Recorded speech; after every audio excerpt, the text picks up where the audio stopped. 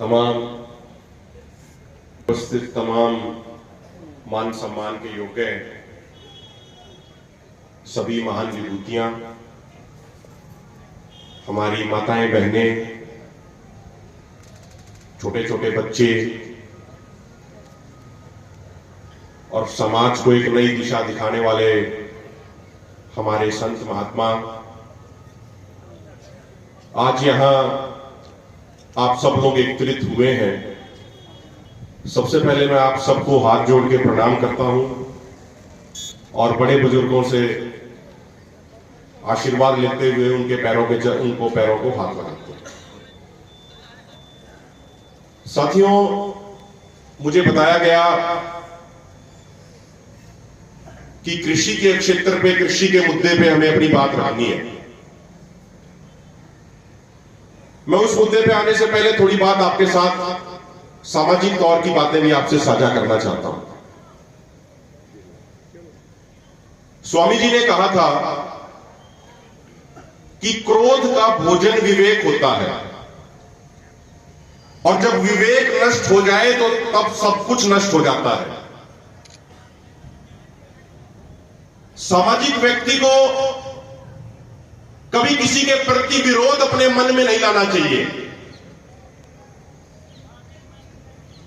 जब स्वामी जी दुनिया को एक नई दिशा दिखाने का कार्य कर रहे थे तो उन्होंने अपने कर्म से, उन्होंने अपने पुरुषार्थ से, उन्होंने अपनी बुद्धि से समाज को एक नई दिशा दिखाने का कार्य किया था। हम किसी दूसरे को नीचा दिखा के हम खुद श्रेष्ठ नहीं बन सकते।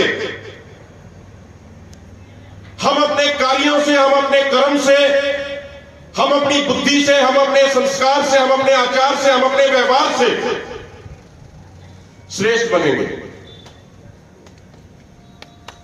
एक किसी महान व्यक्ति ने कहा कि चित्तर की नहीं, चरित्र की पूजा करो, व्यक्ति नहीं व्यक्तित्व की पूजा करो।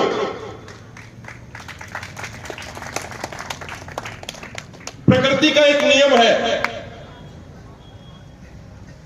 प्रकृति का यह नियम है कि इस दुनिया में कुछ भी अंतिम सत्य नहीं है। कि सूरज किसी दिशा से निकलता है, लेकिन अब यह साबित हो चुका है कि सैकड़ों हजारों वर्षों के बाद सूरज भी अपनी कुछ डिग्री, अपना एंगल बदल लेता है। दुनिया में कुछ भी अंतिम सत्य नहीं है, सिर्फ परिवर्तन ही दुनिया का अंतिम सत्य है।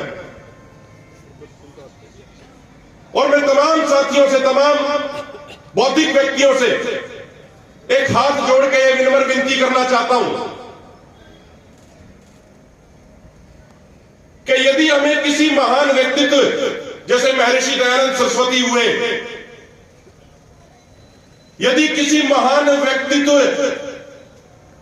के कार्यों को आगे बढ़ाना है तो उस महान व्यक्तित्व की तरह हमें जीना पड़ेगा, उस महान व्यक्तित्व के विचारों को अपने जीवन में उतारना पड़ेगा। हमारे समाज के साथ एक सबसे बड़ी समस्या यह रही कि आज भी हम ये कहते हैं कि 500 साल पहले उन्होंने ये कहा था, 1000 साल पहले उन्होंने ये कहा था, 100 वर्ष पहले उन्होंने, जो 500 साल पहले, 100 वर्ष पहले, 200 वर्ष पहले उन महान हस्तियों ने, उन महान व्यक्तित्वों ने ये कहा था, वो उस समय की परिस्थिति के अनुसार कहा था। आज की परिस्थितियों में हम किस तरीके से उस विचार को आगे बढ़ा सकते हैं, यह समझना बड़ा जरूरी है। साथियों, ये एक महान कार्य आप कर रहे हैं। 1 तारीख से आपने इस कार्य को शुरू किया और 12 तारीख को आपका समापन है। मैं इस कार्य के पूरी आयोजन कमेटी को, सबको बार बार धन्यवाद देना चाहता हूं। हमारे बड़े भाई आदरणीय बिट्टू जी, आदरणीय आर्य सुरेश मलिक जी, जिन्होंने किसान आंदोलन में भी बहुत बड़ी भूमिका निभाई थी, पूरे पानीपत जिले को जागरूक करने के कार्य में उन्होंने अहम जिम्मेदारी निभाई थी। मैं छोटी छोटी 2-3 बातें कह के अपनी वाणी को विराम दूंगा।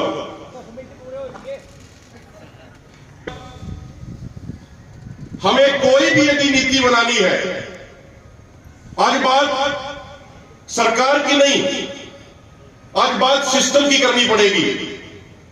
आज बात किसी पार्टी की नहीं, बात पॉलिसी की करनी पड़ेगी।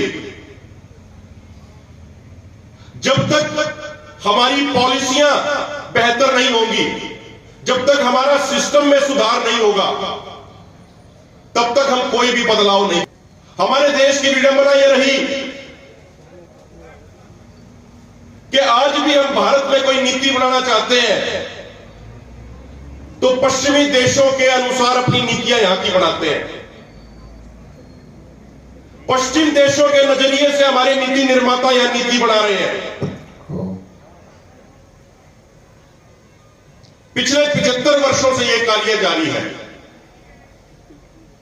नीति भारत की जब तक परिस्थितियों के अनुसार नहीं बनेगी, तब तक हम भारतीयों को उनका सम्मान, उनका मान सम्मान नहीं दिलवा सकते।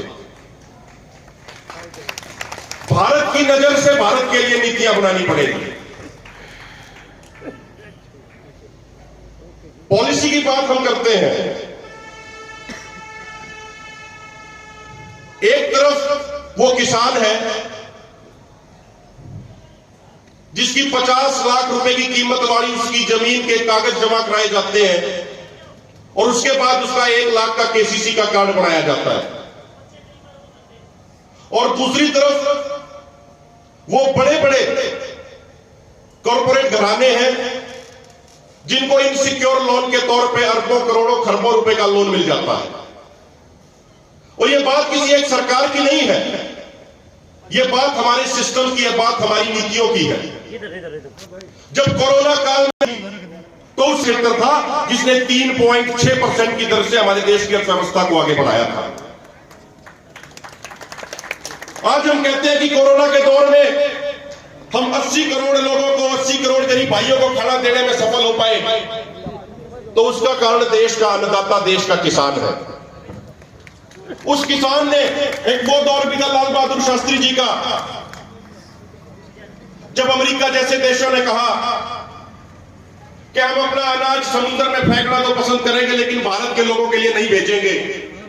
उस समय लाल बहादुर शास्त्री जी ने जब जय जवान जय किसान का नारा दिया, तो उसी का नतीजा है कि हमारे देश में 4-4 सालों के लिए अनाज के भंडार भरे हुए हैं। और अब जब रूस और यूक्रेन का युद्ध चल रहा है तो पूरे यूरोप की निगाह भारत की तरफ है कि भारत अपना गेहूं भेज दे, अन्यथा यूरोप में लोग भूखे मर जाएंगे। ये भारत के समाज का, ये भारत के किसानों का पुरुषार्थ। आज हमें उस किसान के दृष्टिकोण से, उस किसान के नजरिए से हमें नीतियां बनानी पड़ेगी। हमारे देश के नीति निर्माताओं को यह कहना पड़ेगा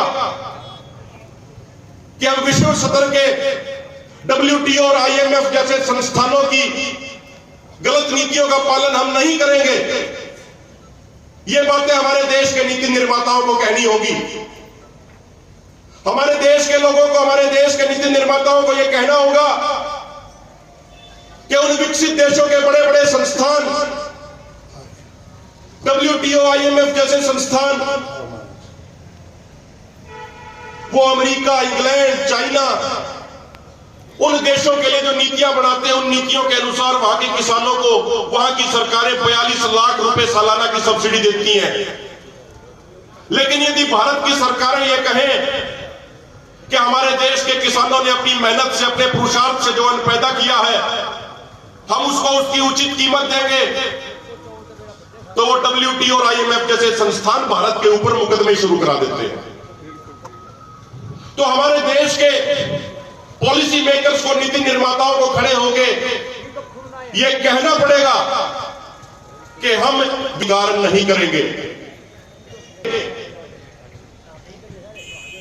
तब तक भारत को महान और विश्व पटल पे वो सम्मान दिलाने का हमारा सपना अधूरा ही रहेगा।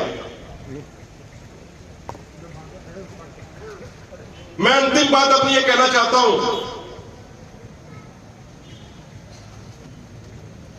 कि मृत्यु एक जीवन की सच्चाई है। जिस दिन से हमारा जन्म हुआ उसी दिन से हम मृत्यु की तरफ बढ़ते जा रहे हैं। कोई भी व्यक्ति इस दुनिया में परमानेंट नहीं रहने वाला।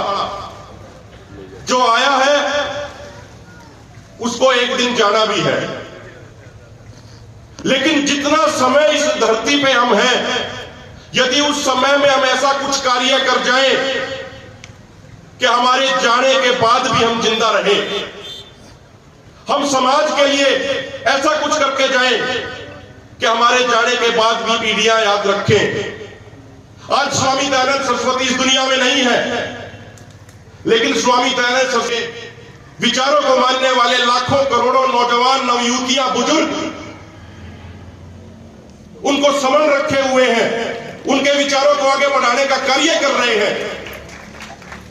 तो मैं आप सबसे, हमारे बुजुर्गों से, नौजवान साथियों से यह हाथ जोड़ के विनम्र विनती करना चाहता हूं कि हमें कुछ ऐसा कार्य करके जाना है